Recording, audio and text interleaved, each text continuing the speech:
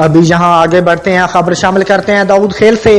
Inspector general of police Punjab Shoaib Dastgir के अहकामात की रोशनी में district police officer Hassan Asad Alvi की सरबराही में पुलिस लाइन मियांवाली में हफ्तावार जनरल परेड का इनेकाद किया गया।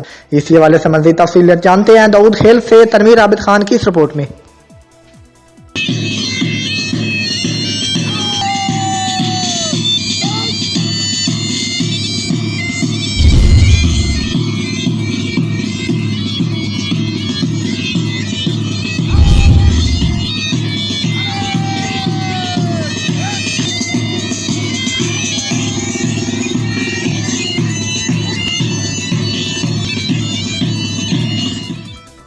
जी, inspector general of police Punjab Shoaib Dastgir के अहकामात की रोशनी में district police officer Hassan Asad Alvi की सरबराही में पुलिस लाइन मियांवाली में हफ्तावार जनरल परेड का इनेकाद किया गया।